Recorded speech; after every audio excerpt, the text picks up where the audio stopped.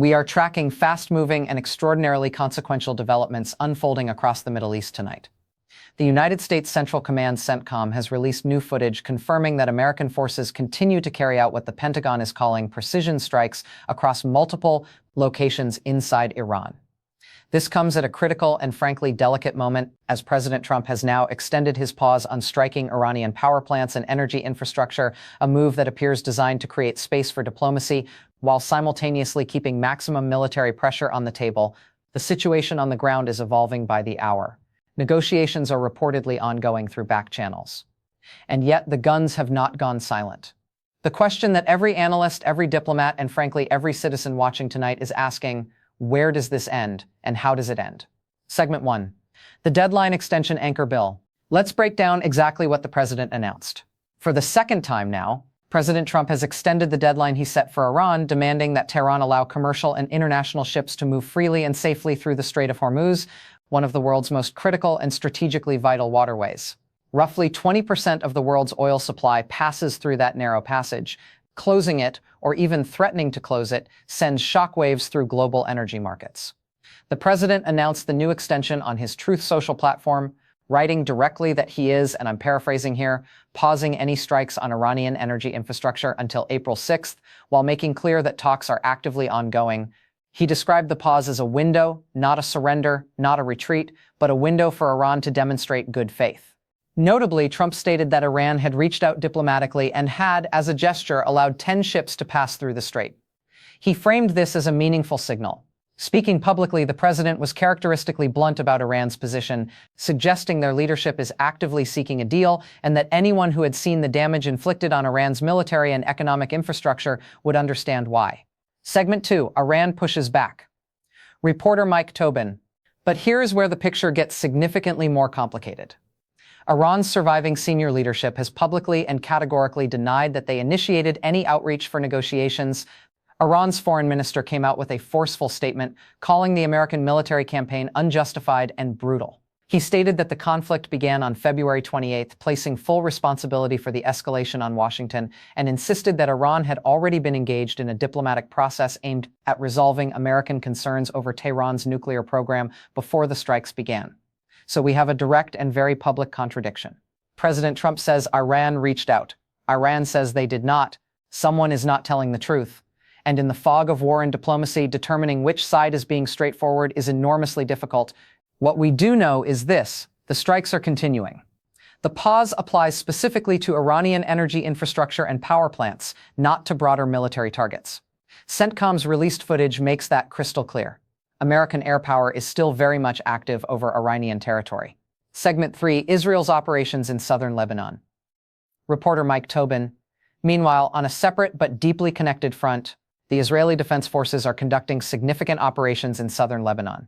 IDF soldiers operating in the region have located and exposed what they describe as an extensive tunnel network built directly beneath a Christian church in southern Lebanon.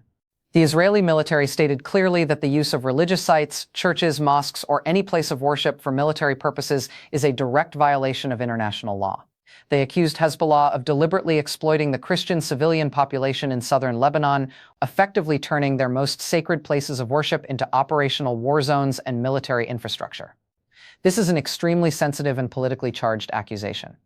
If confirmed independently, it would represent a serious indictment of Hezbollah's tactics and would add yet another layer of complexity to an already volatile Lebanese theater of this conflict. Segment 4. Expert Analyses. Dan Hoffman, former CIA Chief of Station Anchor Bill. For deeper analysis on all of these developments, we turn to Dan Hoffman, who served as CIA Chief of Station and brings decades of intelligence experience to bear on exactly these kinds of situations. Dan. Senator John Kennedy of Louisiana, and this is notable because he is not a frequent dissenting voice within the Republican Party, made headlines this week by saying something quite striking. He called for the United States to consider pulling back now. He acknowledged that Iran's leadership remains standing and retains the capacity to rebuild, but argued that the damage already inflicted on the Iranian government has been massive and that the moment to declare a degree of success and exit may be arriving. Dan, if the president were to make that call tomorrow and say we are done, what happens? Dan Hoffman. Bill, I think it is absolutely essential that we step back and remember why we initiated military action against Iran in the first place. This campaign did not begin arbitrarily. It began because diplomatic options had been exhausted and we had reached a point where Iran's ballistic missile program, their nuclear ambitions, and their decades-long financial and operational support to proxy terrorist organizations across the region had created an unacceptable and growing threat. And then on top of those three foundational challenges, the missiles, the nuclear program, the proxies, Iran went ahead and closed the Strait of Hormuz. That single act alone carries enormous global consequences. The strait is not just an Iranian concern or an American concern, it is a choke point for global energy supply. So we cannot simply walk away before those strategic objectives are met. The method of achieving them, whether that is continued airstrikes, negotiated agreement, some form of ground presence, or a combination of all of these, remains to be determined. But the destination cannot be abandoned. Walking away before the job is finished would hand Iran's regime a victory and would signal to every adversary watching, and there are many watching very closely, that the United States does not finish what it starts. Segment 5. General Keene's Assessment. Anchor Dana. General Jack Keene offered his military assessment of where things stand on the battlefield, and his analysis was both pointed and revealing. He described Iran's surviving leadership as being in a desperate and dangerous position, trying above all else to personally survive and keep whatever remains of the regime intact.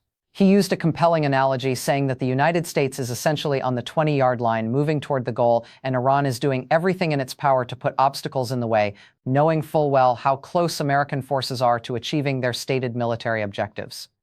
Dan, I want to bring you back in here because you raised something earlier that I think is critically important and perhaps underappreciated in this discussion: Russia's role.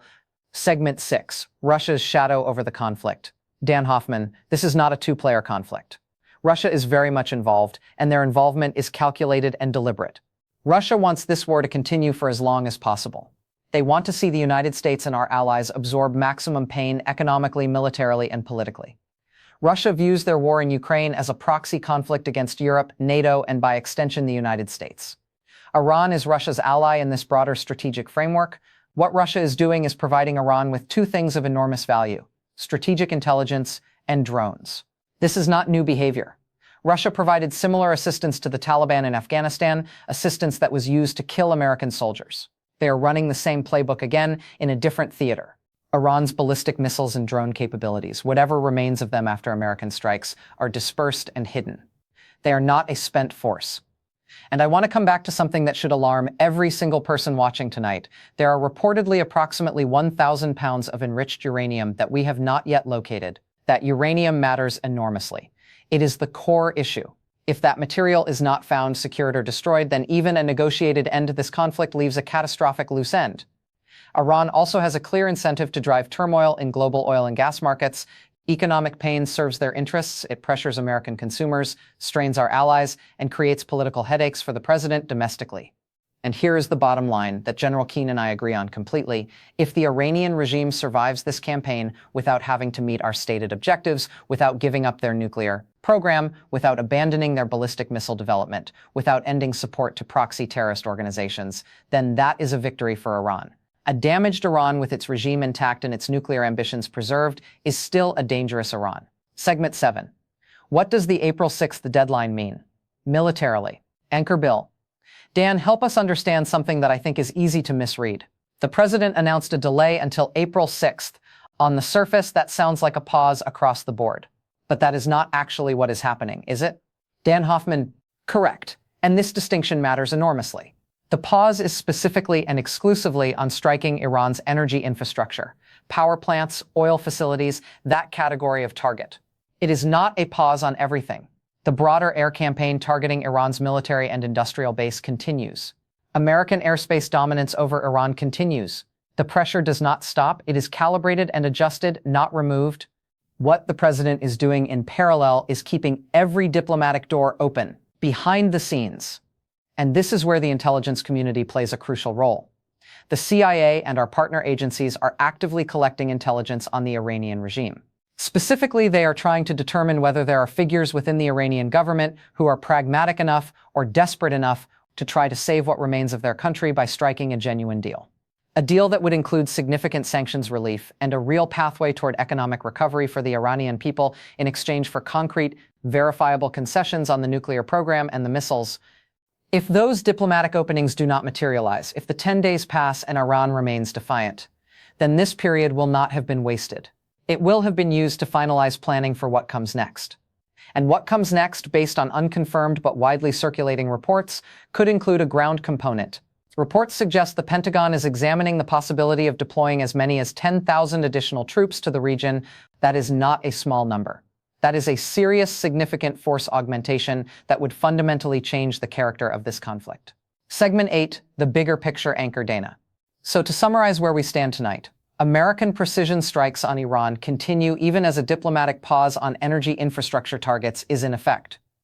Iran's leadership publicly denies seeking negotiations while back-channel contacts reportedly continue. Russia is actively supporting Iran with intelligence and drones. Israel is simultaneously operating in southern Lebanon, uncovering Hezbollah military infrastructure beneath civilian religious sites. 10,000 additional American troops may be heading to the region. And somewhere in Iran, 1,000 pounds of enriched uranium remains unaccounted for. The 10 days until April 6th are not a ceasefire. They are not a retreat. They are a countdown with diplomacy running in one lane and military preparation running in the other, simultaneously at full speed. The question is not whether the pressure continues. It is whether Iran's leadership, facing the reality of what has already been destroyed, makes the calculation that a negotiated outcome, painful as it may be, is better than what comes next if they do not. We will be watching every development closely. Stay with us.